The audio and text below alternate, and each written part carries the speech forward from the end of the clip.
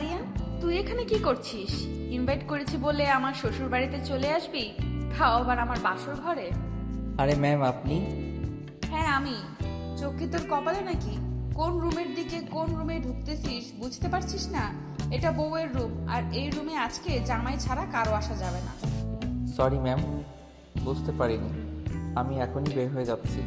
বুঝি না, এদের একটু বাইরে দিলেই একদম মাথার উপরে চলে বসে ইনভাইট করেছে। আমাদের বাড়িতে চলে এসেছে, আমার শ্বশুর বাড়ি, তাও আবার আমার বাসর ঘরে।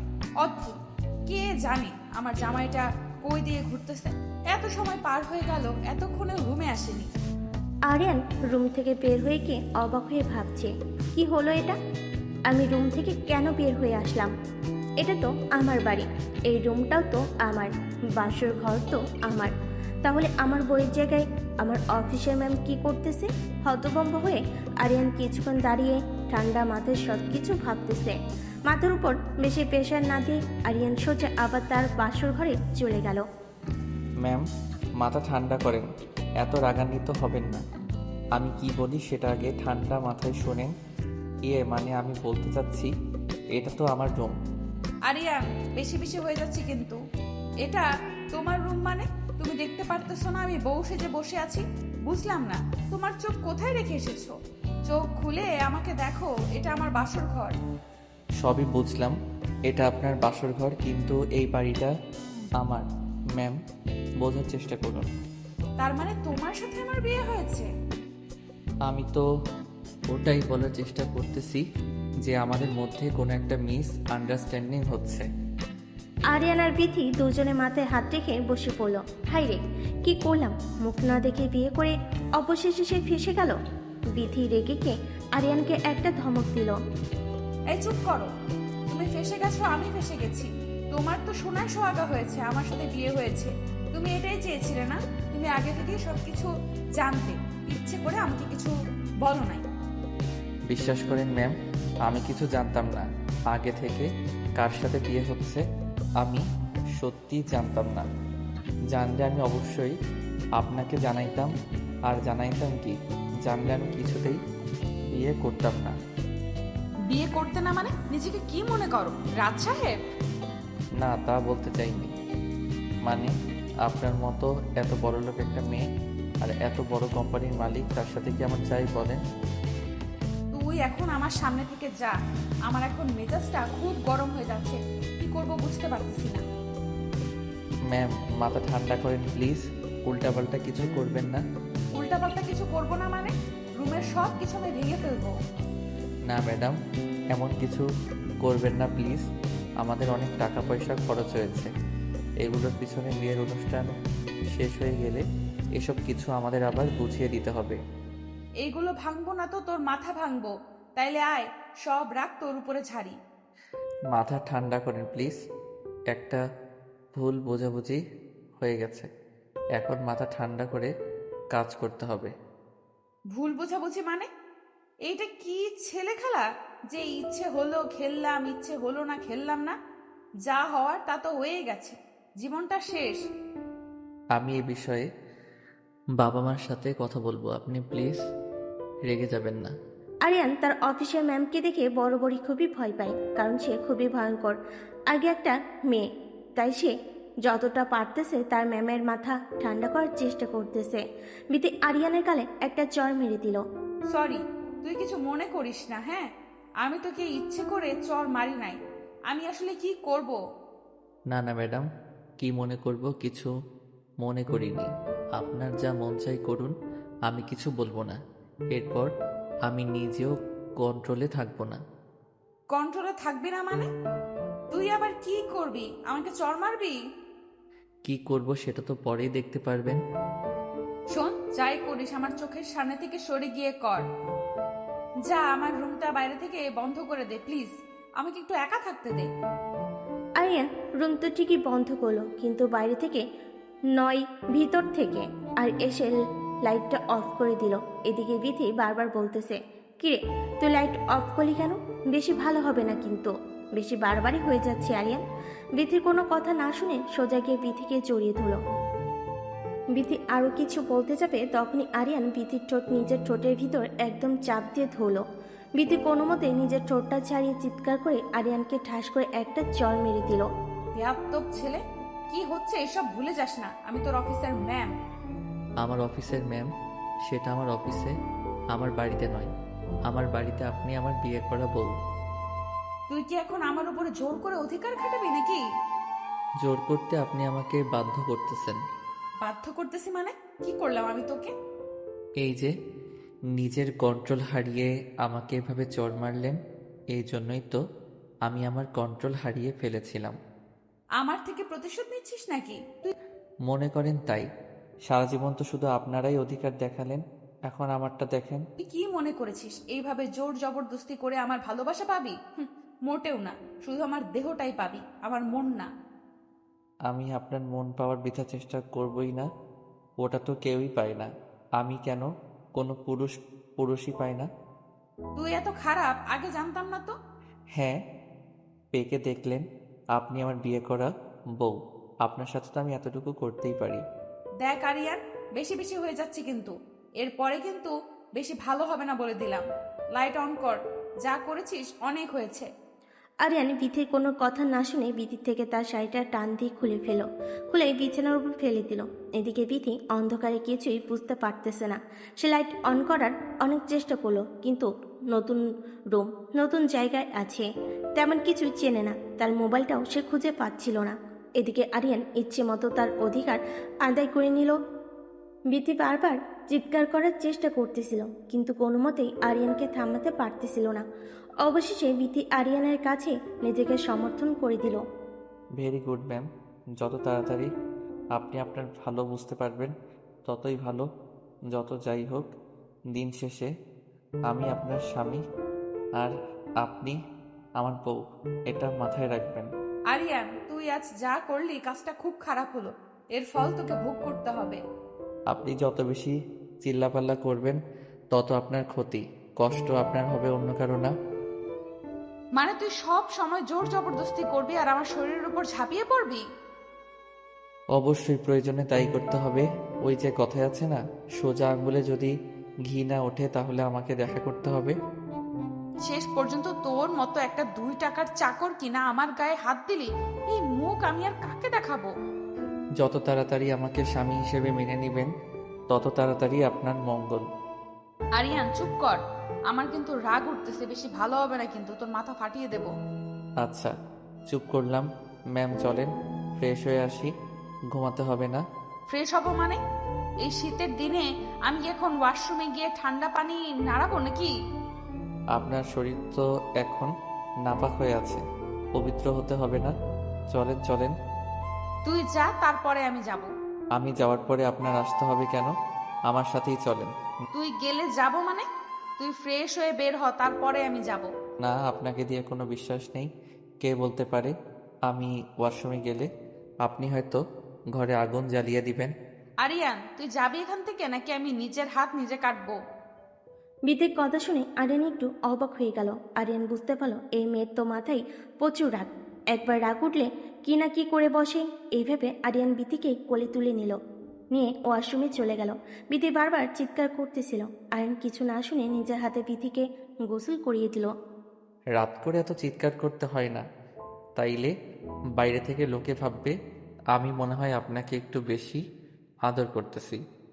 ও তাই তো, ঠিকই বলেছিস। বাইরে থেকে আবার লোকজন এই কথা ভাববে না? এই তো লক্ষ্মী মেয়ের মতো, বুঝতে পেরেছেন? এখন চুপচাপ ড্রেস পরিয়ে দিচ্ছি, গিয়ে ঘুমিয়ে পড়েন।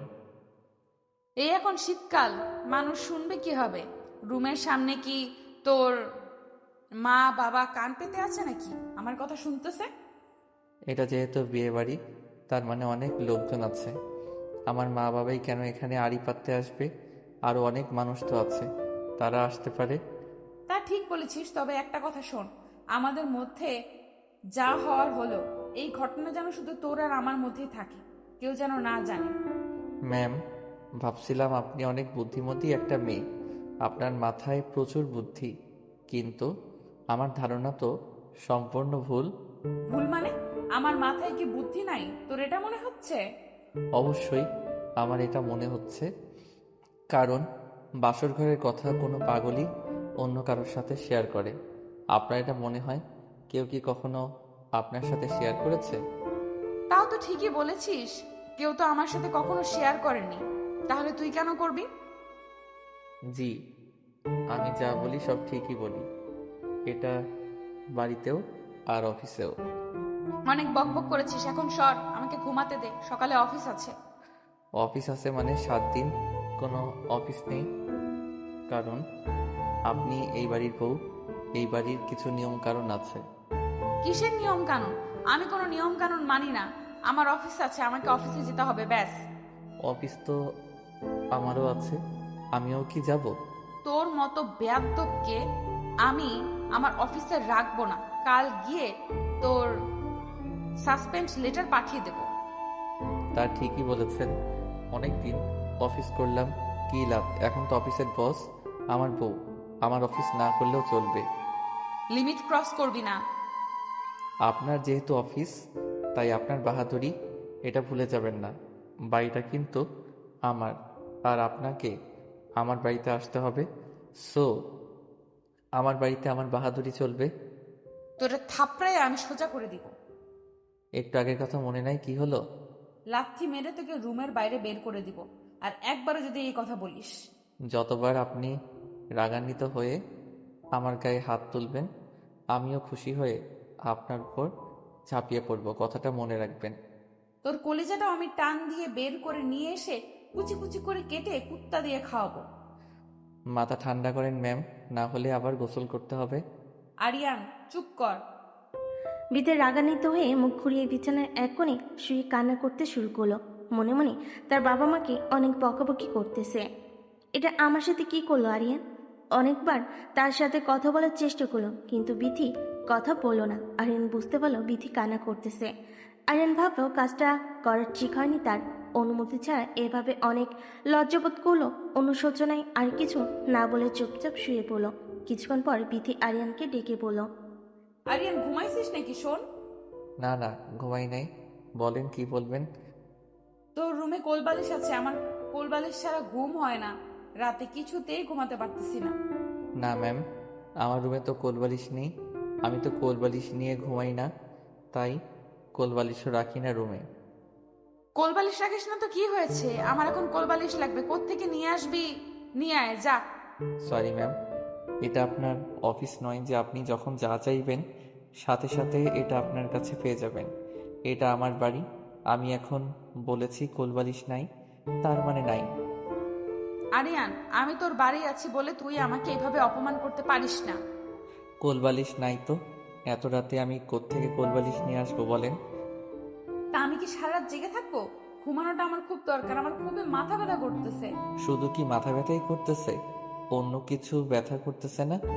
আরিয়ান, তুই কিন্তু বেশি বেশি কথা বলতেছিস।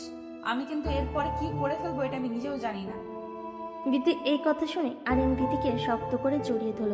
বিথি বারবার চালানোর চেষ্টা করতেছিল আর বারবার বলতেছিল, তুই এত খারাপ চরিত্রে, এতে সমস্যা।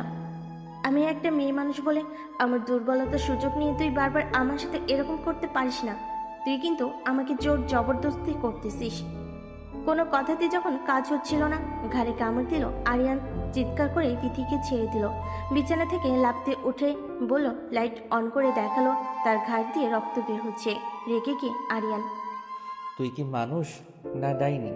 এটা কি করলি? এত জোরে কেউ কামড় দেয়? হায় হায়, আল্লাহ, রক্ত বেরোচ্ছে।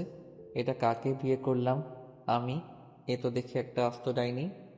রাগারাগি করে আরিয়ান রুম থেকে বের হয়ে বারান্দায় গিয়ে শুয়ে পড়ল। বিথিও রুমে একা একাই শুয়ে থাকলো। আর রাতটা তাদের এভাবে পার হয়ে গেল।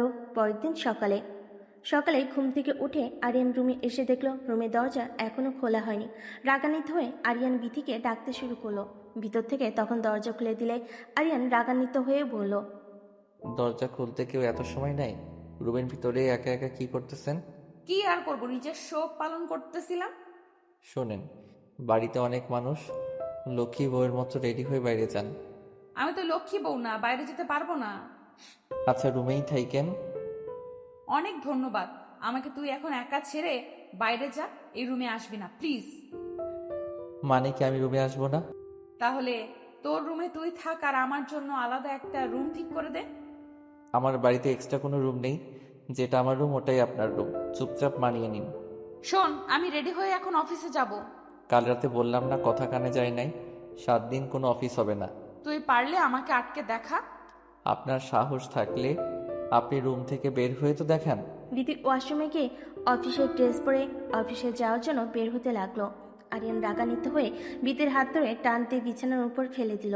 বিথি আরিয়ানকে চড় মারতে যাবে, তখনই আরিয়ান বিথির 2 হাতের ভিতর তার 2 হাত দিয়ে বিথিকে শক্ত করে ধরলো। বুঝতে পারতেছিল এখন কিছু একটা হবে, তাই বিথি বারবার বলতেছিল, ঠিক আছে আমি অফিসে যাব না আরিয়ান।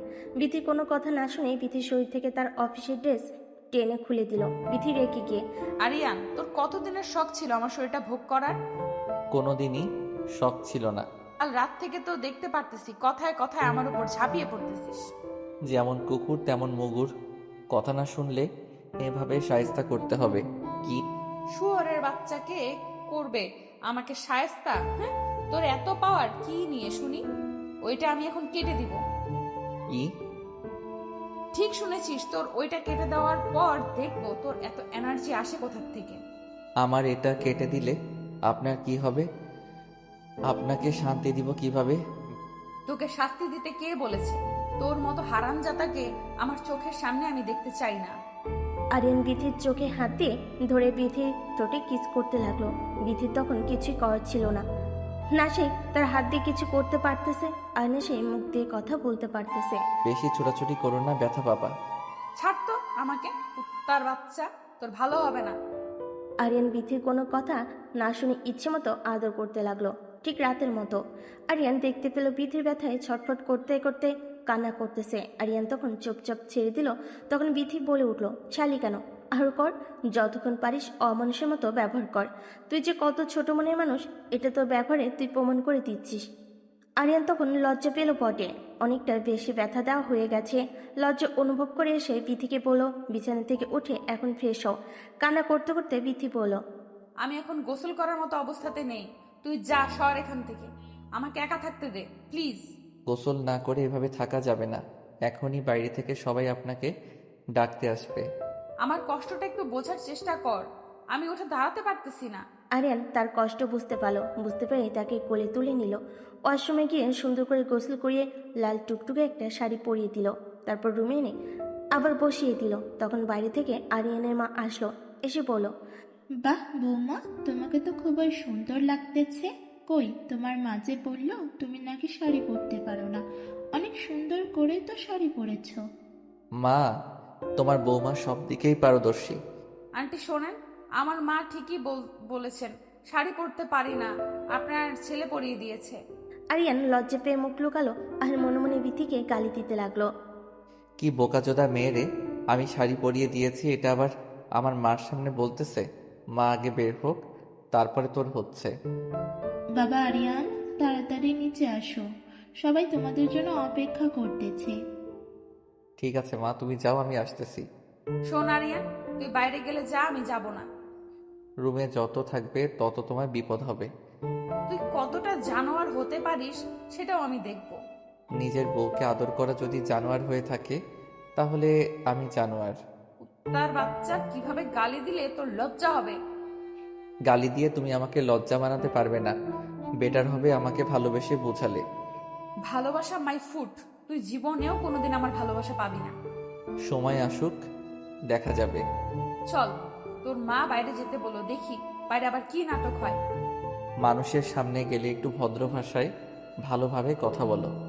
ওয়েট ওয়েট ওয়েট, তুই কোন সাহসে আমাকে তুমি করে বলতেছিস? তুই ভুলে যাস না আমি তোর অফিসের বস। আপনি তো আপনি করে কথা বল। ম্যাম, আপনি কেন ভুলে যাচ্ছেন? এটা আপনার অফিস নয়, এটা আমার বাড়ি। আর আমার বাড়িতে আমার কথাতেই সব কিছু হবে।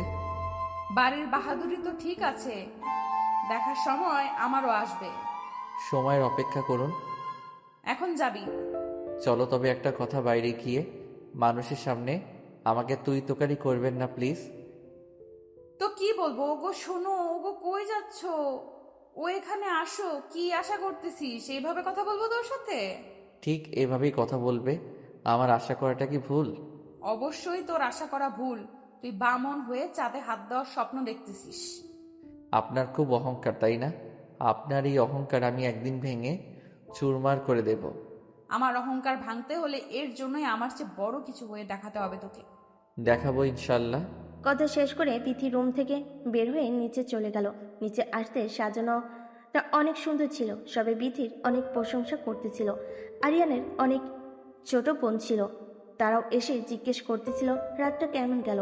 বিথি রাগান্বিত হলো, তবে তার রাগটা কন্ট্রোল করলো আর সবাইকে হাসি মুখে বলল, হ্যাঁ রাতটা সুন্দর ছিল। বিথির কথা শুনে আরিয়ান মুচকি মুচকি হাসি দিল। বিথি আরিয়ানের দিকে তাকিয়ে রাগে যেন তার চোখ দিয়ে রক্ত বের হচ্ছে।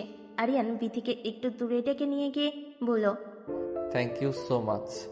তুই আমাকে থ্যাঙ্কস কেন দিচ্ছিস? এই যে সবার সাথে হাসি মুখে সবটা ম্যানেজ করতেছো। তুই আবার আমাকে তুমি তুমি করে বলতেছিস? আস্তে, এখন আমরা রুমে নয়, বাইরে আছি। আর শোন, আমি তোর জন্য কিছু করিনি। আজ আমার মা বাবা আসবে, তাদেরকে কেউ যেন কোনো কথা না শোনাতে পারে, তাই মুখ বুজে সবকিছু সহ্য করে নিতেছি।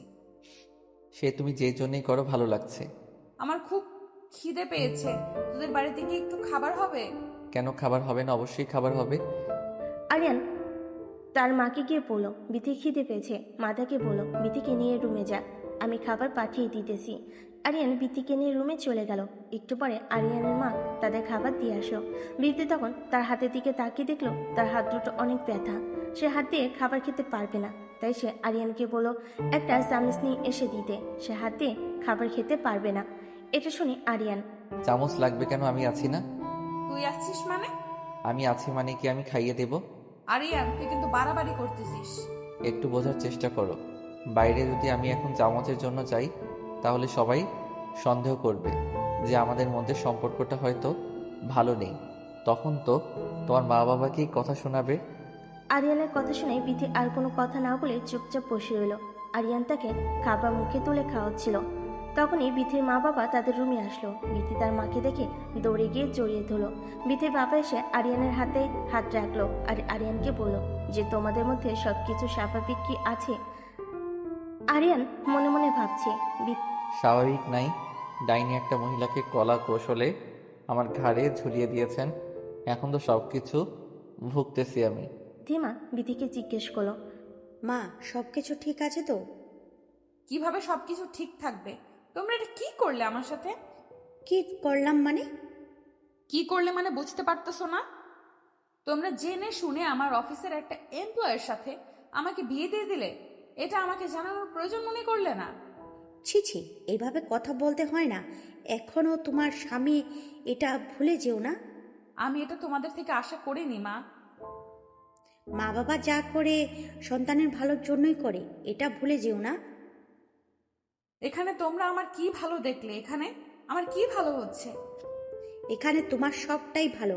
দিব্যি তো এসে দেখলাম কত সুন্দর আরিয়ান বাবা তোমাকে খাবার খাইয়ে দিচ্ছিল। শুধুমাত্র একটু খাবার খাইয়ে দিচ্ছিল, এটার জন্য এটা ভেবে নিও না তোমার মেয়ে সুখে আছে। প্রথমে কোনো কিছুই স্বাভাবিক থাকে না, আস্তে আস্তে সব কিছু স্বাভাবিক হয়ে যায়। বিথির মায়ের কথা শুনে বিথির বাবা আরিয়ানকে যে বলল, বাবা তুমি কি আমার মেয়েকে কষ্ট দিচ্ছ? আর মেয়েটা বলতেছে সে সুখে নেই। আমি কিন্তু আমার মেয়েকে তোমার হাতে তুলে দিয়েছি তার মুখে হাসি দেখার জন্য, তার মুখে কষ্ট দেখার জন্য না। তখন আরিয়ান বলল, আঙ্কেল, সবকিছু ম্যানেজ করতে একটু সময় লাগবে। তাদের কথা শুনে বিথি বলল, ওর হাতে তুলে দিয়েছো মানে বাবা, তার মানে আরিয়ান আগে থেকে সবকিছু জানতো? না, আরিয়ান কোনো কিছুই জানতো না আগে থেকে। যাই বলো বাবা, আমি তোমাদের কোনো দিনও ক্ষমা করতে পারবো না। কেন ক্ষমা করতে পারবা না? কি হলো? কোনো ভুল তো দেখতেছি না এখানে। সামান্য 2 টাকার স্যালারির একটা চাকরের সাথে তুমি আমাকে আমার বিয়ে দিয়েছো, আবার বলতেছো কোনো ভুল দেখতে পারতেছো না? বিথি, ভুলে যেও না ও তোমার স্বামী। এখন সম্মান দিয়ে কথা বলো, আর ওর সম্মান মানে তোমার সম্মান, এটা ভুলে যেও না। কিসের স্বামী বাবা? কিসের স্বামী? ওকে আমি স্বামী বলে কখনো মানি না, আর না কোনোদিন মানবো। এই আরিয়ানকে নিয়ে তুমি একদিন গর্ব করবে, এই কথাটা আজ আমি বলে দিলাম। এই কথা বলে বিথির বাবা আরিয়ানকে বলল, কি বাবা, আমার কথা রাখতে পারবে তো? আমার মেয়ের এই অহংকার তোমাকে ভাঙাতে হবে, তোমাকে দেখিয়ে দিতে হবে তুমি ওর থেকে ভালো কিছু হতে পারো। কি পারবে তো? বিথির বাবার কথা শুনে আরিয়ান বলল, ইনশাল্লাহ আঙ্কেল, অবশ্যই আমি পারবো, তাও খুব তাড়াতাড়ি। চামড়ার মুখ তো অনেক কিছুই বলা যায়। তোমাদের সকলকে আমি প্রমিস করলাম খুব তাড়াতাড়ি বিতির থেকে ভালো কিছু হয়ে দেখাবো। যেদিন দেখতে পারবি সেই দিন এইসব কথা বলিস, যেদিন দেখাতে পারবি সেই দিন এইসব কথা বলিস। তোর মুখে এইসব কথা মানাচ্ছে না। আচ্ছা, অনেক কথা হয়েছে আঙ্কেল আন্টি, আপনারা বসেন। আমার মা বাবাকে নিয়ে তোকে এত ভাবতে হবে না, আমার মা বাবাকে আমি দেখে নেব। ঠিক আছে, তোমার মা বাবা এসেছে, তুমি কি তাদের দেখাশোনা করবে? কিন্তু তোমার তো খাওয়া শেষ হয়নি, আসো বাকিটা খাইয়ে দিই। না গো, অনেক করেছো, অনেক ধন্যবাদ। এখন আমাকে উদ্ধার কর। বিথির মুখে এমন কথা শুনে আরিয়ান মুচকি হেসে উঠল। যখন বিথি আরিয়ানকে বলল, কি ব্যাপার, হাসছিস কেন? আরিয়ান কিছু বলার আগে বিথির বাবা বলল, সম্পর্কে টানাপড়া এভাবে আস্তে আস্তে শেষ হয়, এটা তো শুরু। আস্তে আস্তে সব কিছুই ঠিক হয়ে যাবে, দুজনকে একটু মানিয়ে নিতে হবে। তারপর আরিয়ানকে বলল, বাবা, আমার মেয়েটা একটু রাগী, তুমি তো জানো, ওকে একটু সামনে রেখো। তাদের কথা শেষ করে বিথির মা বিথির বাবাকে বলল, আচ্ছা, ওদেরকে একা ছেড়ে দাও, চলো আমরা বাইরে যাই। তখন আরিয়ান বিথিকে টান দিয়ে জড়িয়ে ধরলো। বিথি রেখে গিয়ে গোরের বাচ্চা, আবার তুই আমাকে জড়িয়ে ধরেছিস? ছাড়। তোমার মুখে এমন কথা শুনে মনে হচ্ছে তোমার ঠোঁটটাও কামড় দিয়ে দেই। এত বছর আমি তোর সাথে কাজ করলাম, তোর চরিত্র এতটা খারাপ কখনো জানতেই পারলাম না। আরে তোমার চরিত্র খারাপ, চরিত্র খারাপ এভাবে কেন বলতেছো? তুমি অফিসে গিয়ে সবাইকে জিজ্ঞেস করো তাদের স্বামী আর স্ত্রীর মধ্যে সম্পর্কটা কেমন। অনেক ছোটাছুটি করার পর যখন ছুটতে পারলো না, বাধ্য হয়ে আরিয়ানের কানে এত জোরে কামড় দিল, আরিয়ান বিশাল একটা চিৎকার দিয়ে উঠল। চিৎকারে যেন সারা বাড়ি নড়ে উঠল। সবাই তো ভয়ে তাদের রুমে দিকে আসতে লাগলো। সবাই রুমে এসে দেখলো আরিয়ান আর বিথি দুজন দুজনকে জড়িয়ে আছে। আর তাদের এই অবস্থা দেখে সবাই লজ্জা পেল। তবে আরিয়ানের মা জিজ্ঞেস করলো, কি রে বাবা, এত জোরে চিৎকার করে উঠলে কেন? তখন বিথি বলল, ও কিছু না আন্টি, আমার চুরির সাথে ও একটু ব্যথা পেয়েছে। কি রে আরিয়ান, তুই কি এখনো ছোট আছিস নাকি? চুরির সাথে একটু ব্যথা করে চিৎকার করে ওঠে। ও তুমি বুঝবে না মা, যাবে এখান থেকে সবাই। আপনার ছেলেটা একটু গাধা টাইপের তো, তাই। একদম গাধা বলবা না। তাদের রুম থেকে সবাই বের হয়ে গেল। তারা বুঝতে পারলো নতুন নতুন জামাই বউয়ের ঘরে এরকম একটু একটু সাউন্ড হবে। সবাই রুম থেকে বের হতে গিয়ে আরিয়ানের মামাতো বোন এসে আরিয়ানকে বলল, ভাইয়া, এত জোরে চিৎকার করার কথা তো ভাবি চিৎকার না করে তুমি করলা যে, বিষয়টা ঠিক বুঝলাম না। চোর ডাকাত থেকে এত দূরে চিৎকার করে নাকি? আরিয়ান তখন ধমক দিয়ে বলল, তোর এত কিছু বুঝতে হবে না, বেশি পেকে গেছিস, যা এখান থেকে ভাগ। আরিয়ানের বোন তখন রুম থেকে বের হয়ে গেল। আরিয়ান রুমের দরজা বন্ধ করে দিয়ে বিথিকে ধমক দিয়ে বলল, বিথি, এটা কি ধরনের ব্যবহার তোমার? রাতে একবার ঘাড়ে কামড় দিলে, এখন আবার কানে কামড় দিলা, কি সমস্যা কি? তোর সমস্যা কি জানোয়ার? তোর কথায় কথায় এভাবে আমাকে জড়িয়ে ধরতেছিস কেন? তুমি আমার বউ, আমি তোমাকে জড়িয়ে ধরবো না, এটা কোনো কথা? সেটাই তো, তুমিও তো আমার জামাই, আমি তোমাকে কামড় দিব না, এটা কোনো কথা? দেখবি তুই আমার মেজাজটা গরম করে দিবি না। শয়তান, তুই এখন আবার আমাকে তুই তুকারি করছিস? তুই এখন থেকে যেভাবে কথা বলবি আমার সাথে, আমিও ঠিক এভাবেই কথা বলবো। তাহলে আমি তোকে এইভাবে কামড়াতে থাকবো? তুই কি ভাবছিস এভাবে তুই আমাকে কামড়াবি আর আমি সেই ভয়ে তোর কাছে যাব না? তুই যে ধরনের কুকুর, কুকুরের ল্যাচ তো কোনোদিনও সোজা হয় না, তোরও হবে না। তুই যাই করিস আমার অধিকার আমি আদায় করেই ছাড়বো। বিথি আরিয়ানের সাথে বেশি কথা না বলে বাইরের বারান্দায় গিয়ে মন খারাপ করে বসে থাকলো। এদিকে আরিয়ান তার কান ধরে বিছানায় বসে থাকলো। কানে প্রচণ্ড ব্যথা হচ্ছে। বিথি এটা বুঝতে পারলো, তাই সে রুমে এসে আরিয়ানকে বলল, কানে কি খুব ব্যথা করতেছে? তা শুনে তোর কাজ নেই, যা সর। কাল রাত থেকে এখন পর্যন্ত তুই তো আমাকে কত ব্যথা দিলি। তো তুই কি প্রতিশোধ নিচ্ছিস নাকি? প্রতিশোধ না, আমার আত্মসম্মান রক্ষা করতেছি। বিয়ের পর আবার মেয়েদের আত্মসম্মান হয় কিভাবে? কেন, বিয়ের পর কি মেয়েরা সবকিছু বিক্রি করে দেয় নাকি? বিক্রি করে দেয় না অবশ্য, তবে বিয়ের পর মেয়েদের নিজের বলে কিছু থাকে না, সব কিছু তার স্বামীর। তোকে স্বামী বলে কে মানে শুনি? মানবে মানবে, তুমি মানবে। বিয়ে বাড়ির সমস্ত কাজ শেষ করে খাওয়া দাওয়া শেষ করে এবার বিথিতে বাড়ি যাওয়ার পালা। সন্ধ্যার আগেই বিথির মা বাবা বিথি আর আরিয়ানকে তাদের বাড়িতে নিয়ে গেল। বিয়েবাড়ির এটা নিয়ম। বিথিদের বাড়ি যাওয়ার পর বিথির মা আরিয়ান আর বিথিকে তাদের রুম দেখিয়ে দিল। রুমে গিয়ে বিথি আরিয়ানকে বলল, শোন, এটা কিন্তু তোর বাড়ি না, এটা আমার বাড়ি। জি ম্যাম, আমি জানি যে এটা আপনার বাড়ি। ভেরি গুড, এইভাবে আমার সাথে কথা বলবি। বয়েই গেছে আমার এভাবে কথা বলতে। মোটেও আমি এভাবে কথা বলবো না। এইভাবে কথা না বললে তোর ঘাড় ধরে বাড়ি থেকে বের করে দেবো। বিথি ঝগড়া করতেছিল। এদিকে আরিয়ান দরজা দিকে তাকিয়ে দেখলো বাড়ি থেকে বিথির বাবা তাদের দিকে তাকিয়ে আছে। এটা দেখা মাত্র আরিয়ান বিথিকে শক্ত করে জড়িয়ে ধরল। জড়িয়ে ধরে কানে কানে বলতে লাগলো, তোমার বাবা বাইরে দাঁড়িয়ে আছে, ঝগড়া করো না, নইলে তোমার বাবা কষ্ট পাবে। তুমিও আমার মতো অভিনয় করো। আরিয়ানের কথা শুনে বিথিও আরিয়ানকে জড়িয়ে ধরল। এটা দেখে বিথির বাবা হাসতে হাসতে বাইরে গিয়ে বিথির মাকে বলল, জানো বিথির মা, মেয়ে আর মেয়ের জামাইকে ডাকতে গিয়েছিলাম তাদের রুমের সামনে। হ্যাঁ, তো কি হলো? আসে না ওরা? আর বলো না, গিয়ে তো আমি লজ্জা পড়ে গেছি। কেন, কি হলো আবার? রুমের সামনে গিয়ে দেখলাম ওরা দুজন। ওরা দুজন কি বলে? তুমি আর আমি বিয়ের পরে যা করতাম ওরা তাই করতেছে। তুমিও না পুরো বয়সে ভীমরতি ধরেছে না? আরে আমি কি ইচ্ছে করে গিয়েছি নাকি? আমি তো ডাকতে গিয়েছি, গিয়ে দেখি এই অবস্থা, সাথে সাথে আমি চলে আসলাম। এখন চুপ করো, নাইলে ওরা কথা শুনতে পারবে, তখন আবার লজ্জা করে যাবে। যাক, আমার মেয়েটা তো সবকিছু মানিয়ে নিতে পারছে, এটাই অনেক। আর ছেলেটাও ভালো, তোমার বদমেজাজি রাগের মেয়েটাকে ঠিকই সামলে নিতেছে। ঠিক বলেছো, ছেলেটা অনেক ধৈর্যশীল একটা মানুষ। বিথির মা আর বাবা কথা বলা শেষ না করতেই বিথি আরিয়ান খাওয়ার টেবিলে চলে আসলো। তার খেতে খেতে অনেক গল্প করলো। খাওয়া শেষ হয়ে গেলে বিথির ছোট বোন বিথিকে বলল, আপু ভাইয়া, আমি আর তুই আজ আমাদের সামনে যে বাগানটা আছে ঘুরতে যাব। অনেক মজা হবে। খাওয়া দাওয়া করেই চল, রেডি হয়ে আমরা বের হই। বোনের কথা শুনে বিথি বলল। না, কোথাও যাব না। তখন আরিয়ান বলল, কেন যাব না? আমরা ছোট মানুষ, আবদার করেছে, অবশ্যই যাব। আপনি গেলে যান, আমি যাব না। না না আপু, তুইও চল প্লিজ। তুই না গেলে মজা হবে না। প্লিজ আপু চল। আরে তোমার বোনকে অত জোর করতে হবে না, ও এমনি যাবে। তুমি যাও, রেডি হও গিয়ে।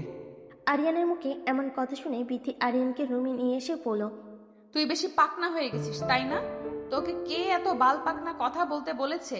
তুই যা ঘুরতে, আমি কোথাও যাব না। আর শোন, আমার বিষয়ে বেশি নাক গলাবি না। ভাগ্যিস আমার মা বাবা ছিল, তাই তোকে কিছু বললাম না, নইলে কানের নিচে একটা ঠাস করে চড় মেরে দিতাম। বিথির এই কথা শুনে আরিয়ান বলল, সে তুমি চর মারবে না কি করবে এটা তোমার ব্যক্তিগত ব্যাপার, তবে একটা কথা মাথায় রেখো, যতবার চর মারবে ততবার কিন্তু কতবার কি কি করবি তুই? ততবার কি দেখাবো। দেখা দেখি কি করবি? মারবি আমাকে? মার। না না, কি বলো এসব? আমার 10টা না 5টা না একটা মাত্র বউ, তাকে কি আমি মারতে পারি? আমার সামনে থেকে সর, না হলে তোর ওই জায়গায় লাথি মারবো। আরে না, ভুলেও এই কাজ করবা না, ওখানে লাথি মারলে কিন্তু আমি মরে যাব। আমি তো ওটাই চাই যে তুই মরে যা। তুই মরে গেলেই তো আমি ভাবছি। ওইটাই তো মেয়েদের একমাত্র শান্তির জায়গা। তুমি তোমার ভালো বুঝতে পারতেছো না। আমি আমার ভালো অবশ্যই বুঝি। আমি তোর সাথে থাকলে আমার যে কোনো ভালো হবে না, এটা আমি খুব ভালোই বুঝতে পারতেছি। বেশি কথা না বলে যাও, রেডি হও, এখন তোমার বোনকে নিয়ে বের হব। চরিত্রহীন লোক, এখন আবার আমার বোনের দিকে নজর গেল নাকি তোর? সি সি সি, কি কথা বলো? তোমার বোন মানে আমারও ছোট বোন না? তোর মতো একটা চরিত্রহীন শুয়োরের বাচ্চার আবার ছোট বোন আছে নাকি? বিথির মুখে এমন কথা শুনে আরিয়ান বিথিকে জড়িয়ে ধরে বিছানার উপর পড়ে গেল। আর বিথি বারবার আরিয়ানকে বলতেছে, আমার উপর থেকে সর, আমার কিন্তু ব্যথা লাগতেছে। আরিয়ান তখন বিথিকে বলল, ভালোই ভালোই রেডি হও, নইলে কিন্তু গোসল করার ব্যবস্থা করে দিব। এই অবস্থায় বিথির বোন রেডি হয়ে তাদের রুমে আসলো। এসে দেখলো তারা দুজন বিছানার উপর শুয়ে আছে। বিথির গায়ের উপর আরিয়ানকে দেখে বিথি বোন লজ্জা পেয়ে রুম থেকে বের হয়ে গেল। তখন আরিয়ান বিথিকে বলল, এখন বলো, ভালোই ভালো রেডি হইবা কিনা? কতবার বললাম রে ভাই, আমি যাব না, তুই যা। ঠিক আছে, আমিও যাব না। দাঁড়া, দরজা বন্ধ করে দিয়ে আসি। দরজা বন্ধ করবি মানে? মানে বোঝো না তুমি? না গেলে আমিও কোথাও যাব না, আর দরজা বন্ধ করে দিয়ে আসি। যাবি না, ঠিক আছে, এখানে দরজা বন্ধ করার সাথে কি সম্পর্ক? লুডো খেলবো তোমার সাথে, আর দরজা খোলা রেখে খোলা যাবে না। লাথি খাওয়ার আগে এখান থেকে যা, আমাকে রেডি হতে দে, আমি রেডি হতে চাই। এই তো লক্ষ্মী বইয়ের মতো কথা, যাও রেডি হয়ে আসো। রেডি হয়ে তারা তিনজন ঘুরবার জন্য বের হলো। বাগানটা খুবই সুন্দর ছিল, চারিদিকে ফুলের গাছ, ওয়েদারটা সুন্দর ছিল। তখন বিথিকে বলল, আপনি তোর আর ভাইয়া ছবি তুলে দিই। এই কথা শুনে বিথি বলল, দেখ, আমার কিন্তু এখন মেজাজ উঠতেছে ঘুরতেছে। আসার বায়না ধরেছিলি, ঘুরতে এসেছি, এখন আমি ছবি তুলতে পারবো না। আপু এমন করিস কেন, একটু ছবি তো ওঠা প্লিজ। বললাম নাম সব, উঠবো না, তুইও যা। আরে বাদ দাও, তোমার বোনকে এত জোর করতে হবে না। এসো তুমি আর আমি ছবি উঠি। আরিয়ানের কাছে এমন কথা শুনে বিথি ভাবলো, ওর তো চরিত্রের সমস্যা আছে, ওবার আমার বোনের সাথে ছবি উঠবে না। বাবা আমি চাই, গিয়ে ছবি তুলে বোনকে গিয়ে বলো, নে আমি এসেছি, আমাদের ছবি তোল। কি রে আপু, একটু আগেই না ছবি উঠবে না বলে খুব রাগ দেখালি, আর এখন যেই ভাইয়া বলেছে ভাইয়া আর আমি ছবি উঠাবো, তখনই তুই এসে বলতেছিস তুই ছবি উঠাবি। তোমার বোন আসলে জেলাস হচ্ছে, তার জামাই অন্য একটা মেয়ের সাথে ছবি উঠবে। বিষয়টা কেমন দেখায় না? হচ্ছে তো সেরকমই। কি রে আপু, তুই কি তোর জামাইয়ের পাশে তুই ছাড়া কাউকে সহ্য করতে পারতেছিস না নাকি? উফ, তোরা থামবি, আমার রাগ হচ্ছে কিন্তু এখন, আমি কিন্তু চলে যাব এখান থেকে।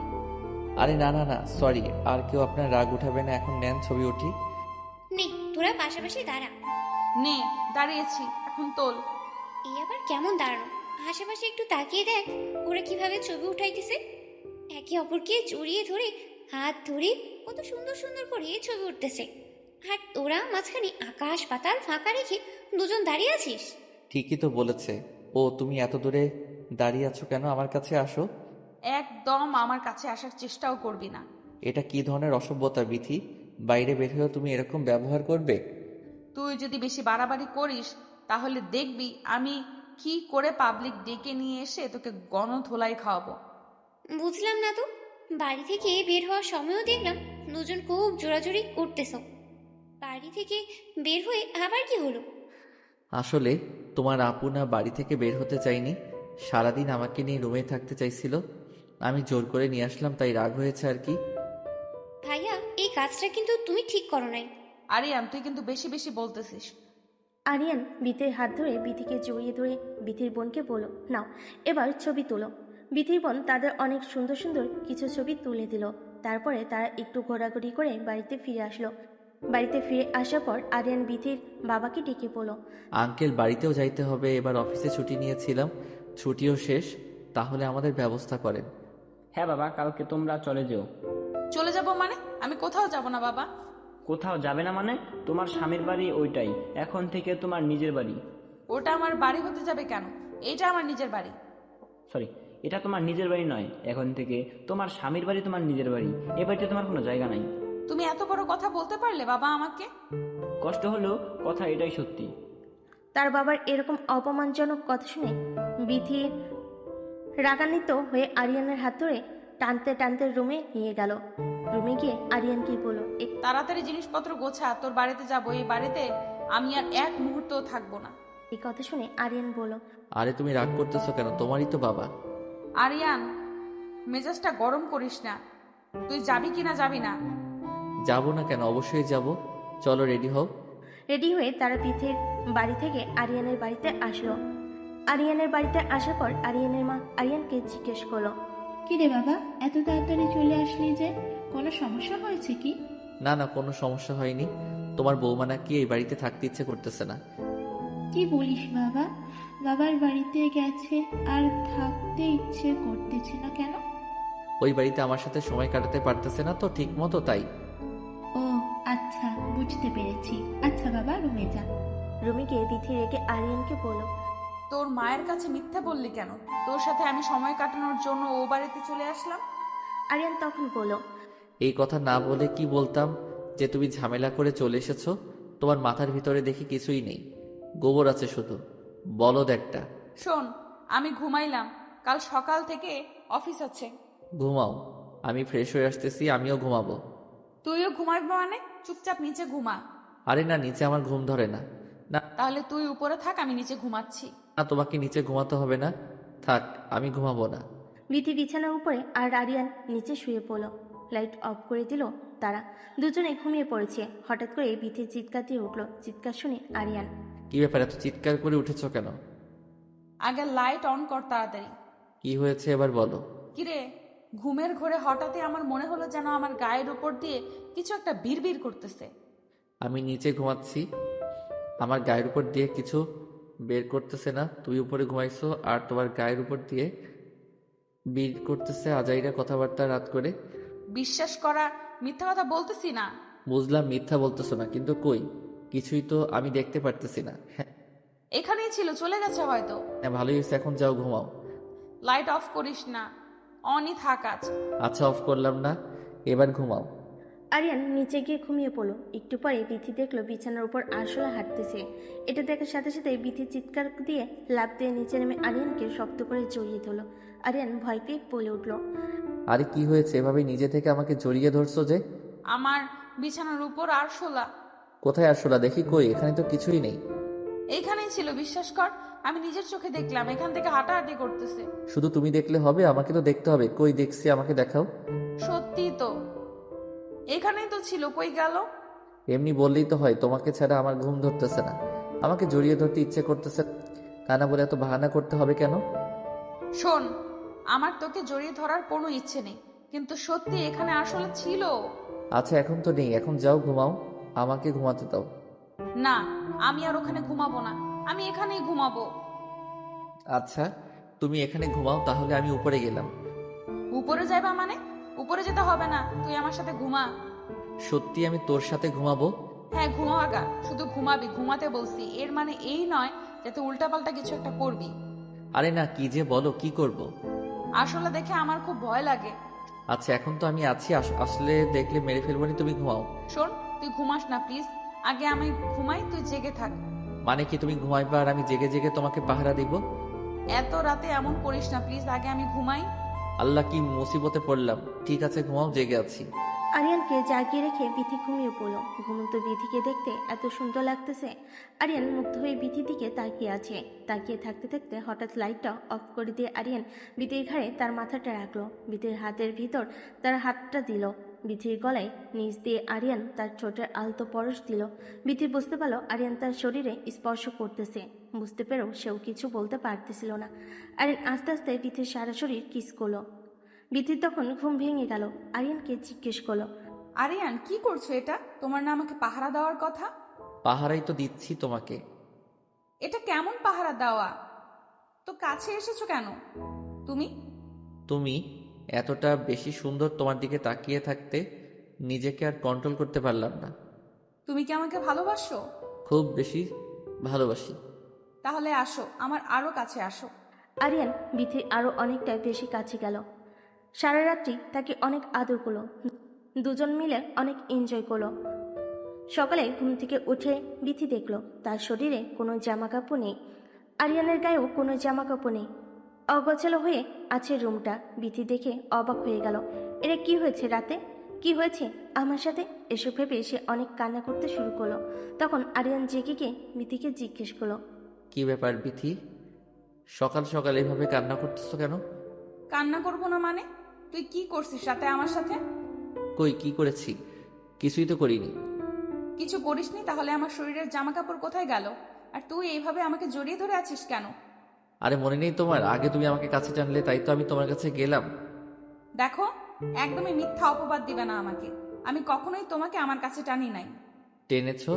তোমার মনে পড়তেছে না হয়তো, মাথা ঠান্ডা করে মনে করো, দেখো মনে পড়ে যাবে। আমি আসলে দেখে ভয় পাই, তাই তোকে একটু জেগে থাকতে বলেছিলাম, আর তুই আমার সুযোগের সদ্ব্যবহার ওইভাবে নিলি। দেখো বিথি, যা হয়েছে আমাদের মধ্যে তোমার ইচ্ছাতেই হয়েছে।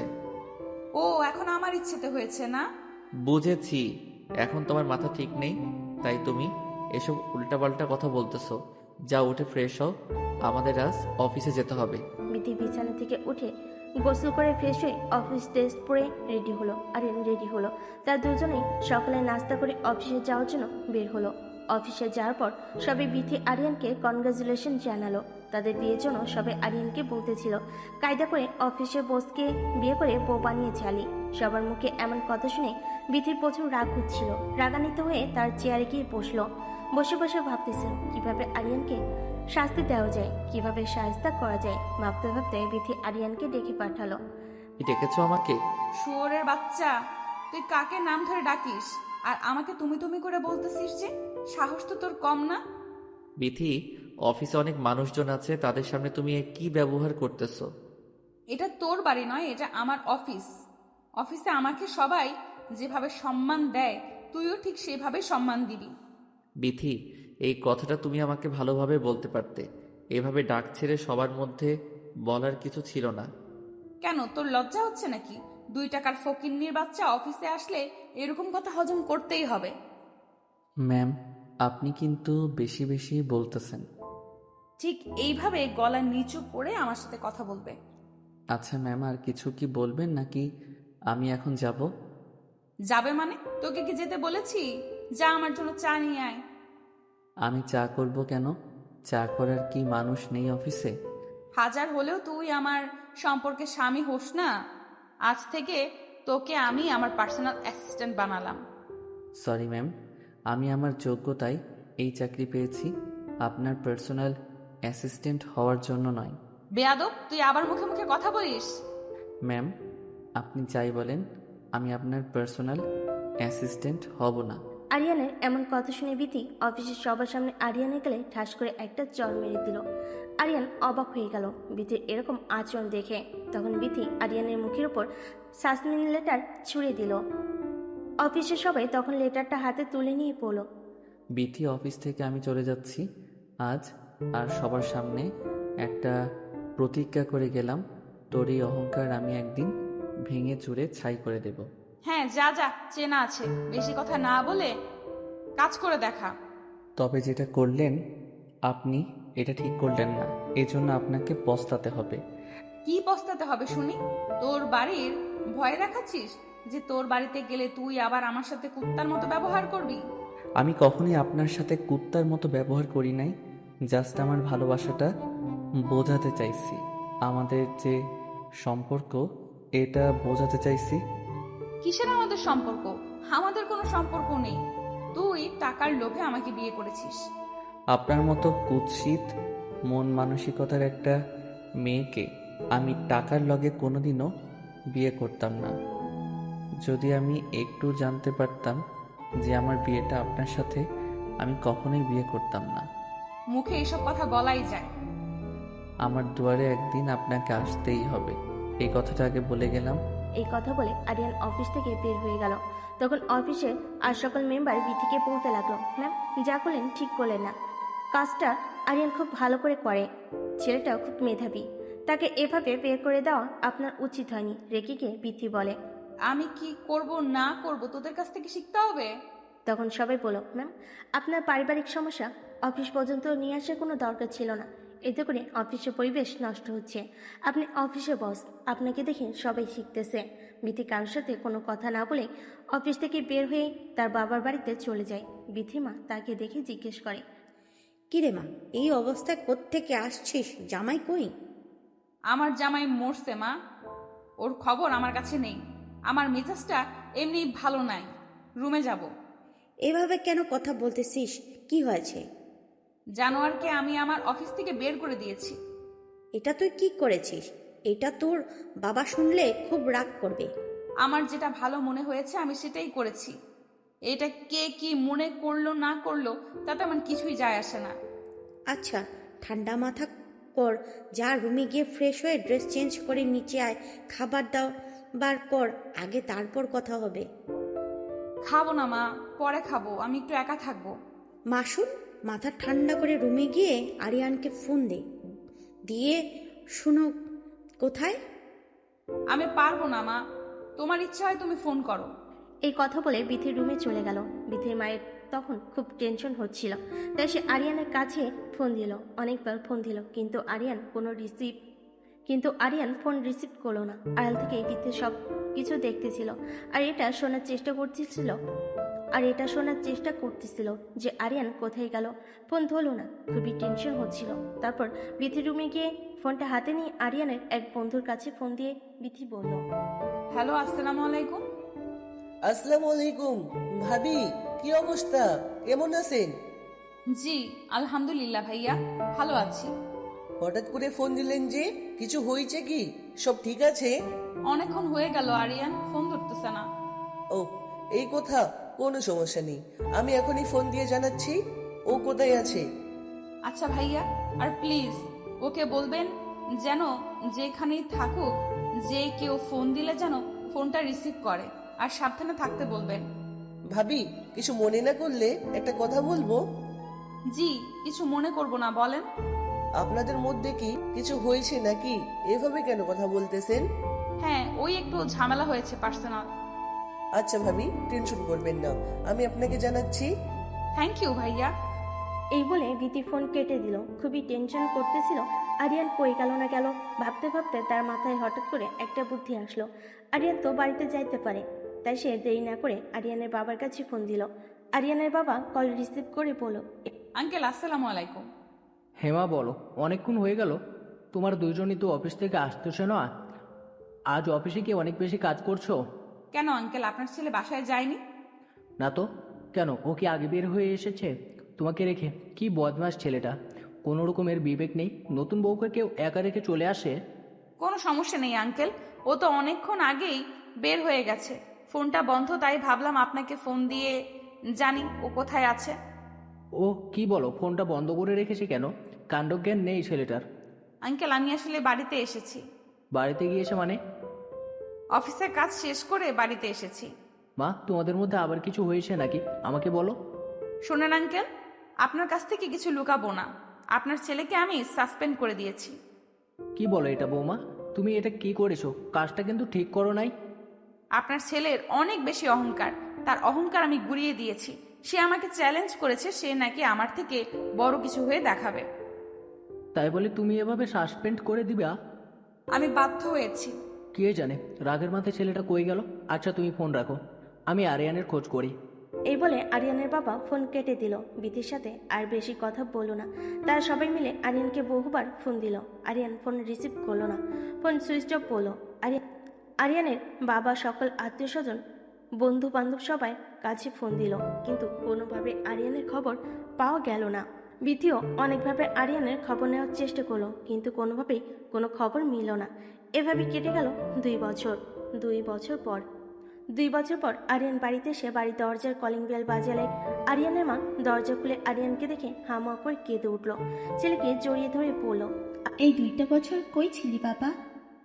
2টা বছর কই ছিলাম আমি নিজেই জানি না। কিভাবে পারলি তুই আমাদের সবাইকে ছেড়ে 2টা বছর পার করে দিতে? কষ্ট তো হয়েছে, কিন্তু কিছু করার ছিল না। আমি নিরুপায় ছিলাম। এই মেয়েটার ওপর রাগ করে তুই আমাদের সবাইকে ভুলে গিয়েছিলিস? বাবা কই, মা আর বিথি ও কই থাকে? তোমাদের সাথে যোগাযোগ করে না? 2টা বছরে বিথি তোকে অনেক খুঁজেছে বাবা। মেয়েটা নিজের ভুল বুঝতে পেরেছিল। জীবনে কষ্ট না করলে বুঝছো মা, কোনো সফলতা পাওয়া যায় না। কি হয়েছিল তোর বাবা, সে কথা বল। ঢাকাতে ছিলাম মা। ঢাকাতে ছিলি, এত খোঁজাখুঁজি করার পরে তোর কোনো খোঁজ খবর পেলাম না। মা, মানুষ যদি হারিয়ে যায় তাহলে তাকে খুঁজলে পাওয়া যায়, কিন্তু কেউ যদি নিজের ইচ্ছায় লুকিয়ে থাকে তাকে কোনোভাবেই খুঁজে পাওয়া সম্ভব নয়। কি এমন হয়েছিল যে 2টা বছর আমাদের সবাইকে ছেড়ে আলাদা থাকতে হলো? মা, তোমার অহংকারী বড়লোক বৌমার অহংকার ভাঙাতে সাফল্য অর্জন করে নিয়ে আসলাম। মানে তোর কথার মানে বুঝলাম না। বিথি আমাকে বলেছিল আমার নাকি ওকে টেক্কা দেওয়ার মতো যোগ্যতা নেই, তাই আমি ওর যোগ্য হয়ে আসলাম। বাবা, বিথি 2 বছরে তোর জন্য অনেক বেশি ছটপট করেছে। মানুষ মাত্রই তো ভুল হয়। কেন মা, ও নতুন করে সংসার সাজায়নি? না, ওকে অনেকবার বলেছিলাম তুমি আবার তোমার নতুন জীবনটাকে নতুন করে শুরু করো। ও কি তোমাদের কথা শুনেনি? না, ও সব সময় বলেছে তোর জন্য শেষ পর্যন্ত অপেক্ষা করবে। ও ও আমাদের বাড়িতে আসে না? আসে, মাঝে মাঝে আমাদের খোঁজ খবর নিয়ে যায়। ছুটকি কোথায় মা? ও বিথিদের বাড়িতে গেছে। কেন? বিথিদের বাড়িতে কেন গেছে? কাল বিথির কোম্পানি নিলামে উঠতেছে। কি বললে, তাই নাকি? তার এত গর্ভের আর সোহাগের কোম্পানি নিলাম করে দিচ্ছে যে? জানি না, তবে ওর আর এসব করতে নাকি ভালো লাগে না। কাল আমি সেই বিথির কোম্পানি কিনে নিচ্ছি মা। বিথির কোম্পানি নিচ্ছিস মানে? এত টাকা তুই পাইলি কই? মা, তোমার ছেলে এখন আগের মতন নেই। 2টা বছর একটা মানুষকে পরিবর্তন করার জন্য অনেক কিছু। সবই বুঝলাম, কিন্তু তুই এত টাকা পাইলি কই? আর তুই কি করিস?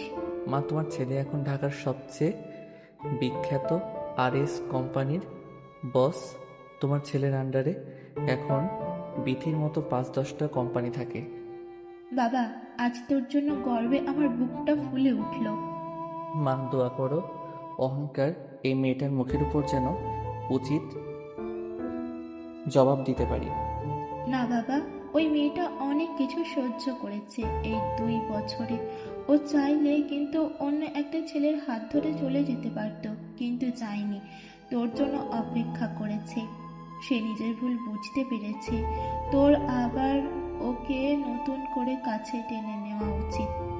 মায়ের মুখে এমন কথায় আরিয়ান কিছু না বলে রুমে চলে গেল। রুমে গিয়ে সারা রাত ভাবলো বিথির কথা। আরিয়ান সিদ্ধান্ত নিল যা হওয়ার হয়েছে, বিথিকে আবার সে ঘরে তুলবে, তাদের সংসারটা আবার নতুন করে শুরু করবে। পরের দিন সকালে আরিয়ান রেডি হয়ে বিথির কোম্পানি নিলামের কনফারেন্সে যাওয়ার জন্য বের হলো। কনফারেন্সে যেতে যেতে অনেকটা লেট হয়ে গিয়েছিল।